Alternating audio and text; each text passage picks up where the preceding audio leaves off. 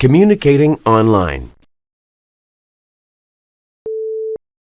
Computers have transformed the way people communicate. In some ways, this transformation is good, but in other ways, it could be harmful. Statistics show that millions of people use the Internet every day. People shop online, play games, and search for information. Studies also show that people use the Internet mainly for communication. The Internet has made communication fast and convenient. Email can travel anywhere within seconds. Chat rooms include people from all over the world. People can even make Internet telephone calls. However, this type of communication is very different from what people did in the past. People spend less time talking face-to-face. They might chat for days without being in the same room with a real person. They also might communicate with many people at the same time. Some researchers think this is unhealthy. One study on Internet use found that people who used the Internet a lot were lonely. Also, they did not communicate as much with members of their family. Many people have criticized this study. They say it did not include enough people and that loneliness is hard to measure. In my opinion, all types of communication are good. It is great to email someone and get a fast response. It is also nice to talk face-to-face. We can do both. The Internet is a fantastic tool. We should use it wisely to benefit from it.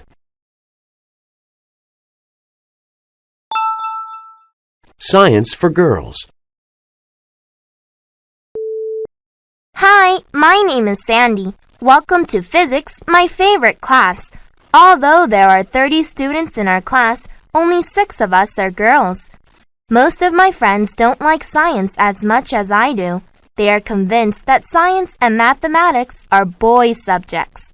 They say that boys learn about science and mathematics by playing with toys like building blocks, racing cars, and simple machines, while girls play with toys like dolls and tea sets. They say their parents didn't do science experiments with them or encourage them to learn math. Well, that wasn't the case with me. I played with dolls too, but my parents also built up my confidence in science and math. They used long plastic rods, which are like sticks, to help me learn addition, subtraction, multiplication, and division. For my 8th birthday, they gave me a kids' chemistry set, which helped me do all sorts of cool experiments. Whenever we went to the park, my parents asked me different questions about the plants and animals that we saw.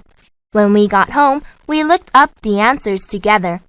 In school, my teachers were surprised. They were used to boys giving all the answers in science class.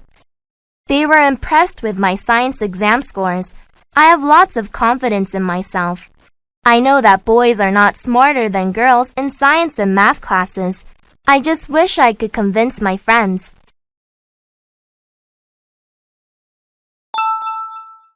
On stage. Love, hate, death. These things are at the heart of Shakespeare's famous tragedy, Romeo and Juliet. The St. Stephen's High School Drama Club performed this play last weekend. Romeo and Juliet is the story of 2 families, the Capulets and the Montagues, who are bitter enemies. Tragedy follows when the son of one falls in love with the daughter of the other. The play is set in Verona, Italy, in the late 16th century. Alison Bourne played Juliet, Capulet's beautiful young daughter. She showed the mixed emotions Juliet felt after secretly marrying the son of her family's most hated enemy. At times, she was happy, and at times, she was afraid. David Taylor played Romeo, Montague's son. He put on a good performance despite having a head cold. His lines were said with great feeling in a clear voice. Eric Parker was the perfect Tybalt, dark and angry. Maggie Jones played the nurse. She acted the part of a gossipy old woman very well. She made everyone in the audience laugh at her jokes and her comic character. The whole cast showed enthusiasm in every scene. The actors knew the meaning of their lines. They used body language to show this meaning well.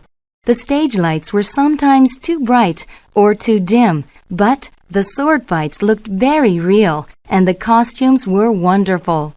Overall, St. Stephen's production of Romeo and Juliet was a great night of high school theater.